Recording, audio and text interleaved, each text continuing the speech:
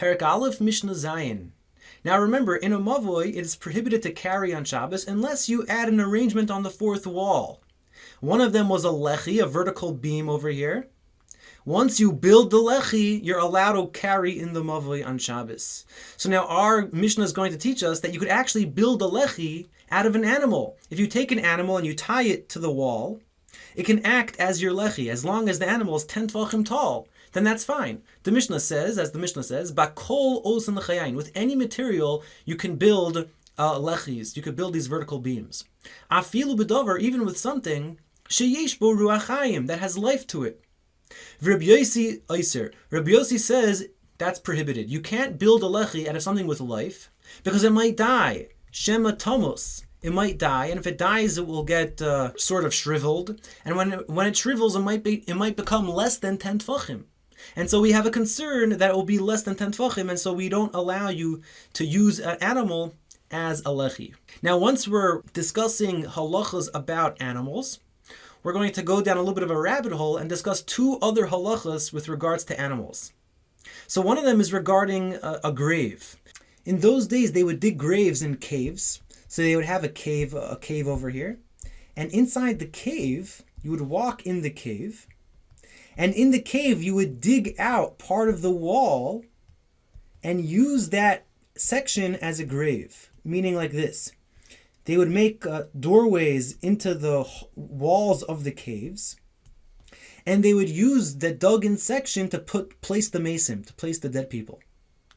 Now, once you place the dead person inside the wall of the cave, you would need to close off that hole because you don't want the mace to be revealed. And so they would place a big rock on the doorway to close off the doorway. Now, you don't want that rock to roll away, so they would place some type of stopper on next to the rock. Now, we're learning these Mishnayos according to the Bartanura.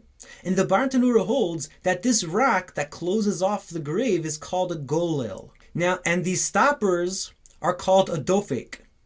And these items are considered part of the grave, and therefore if you touch them, you're tameh for 7 days.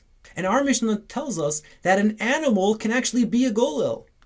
If you take an animal and you tie it to close off the grave, the animal becomes a golel, and if you touch the animal, you're tameh for 7 days, which is very interesting because generally speaking, a live animal, cannot become tameh. And yet over here, since it transforms into the golel, even though it's alive, and usually live animals are not susceptible to tumah, over here it transforms into a golel, and if you touch it, you're tameh for 7 days. So let's read the Mishnah. Umetame mishum golel.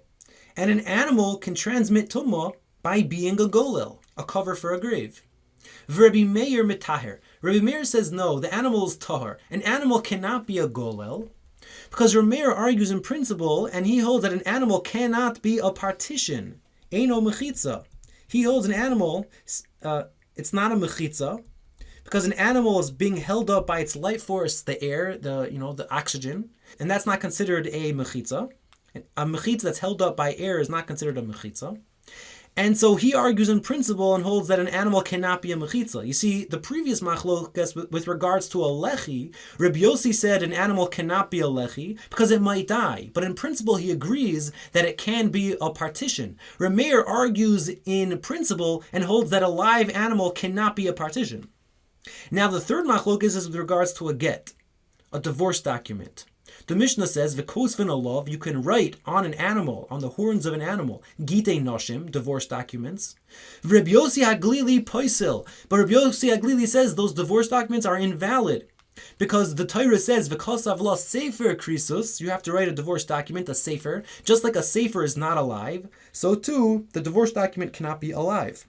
However, the Tanakama, which is how we paskin, argues, and he says you are allowed to write a divorce document on horns, even though the Torah says sefer krisus, because when the Torah says sefer krisus, it's not telling you on what type of parchment to write a divorce document.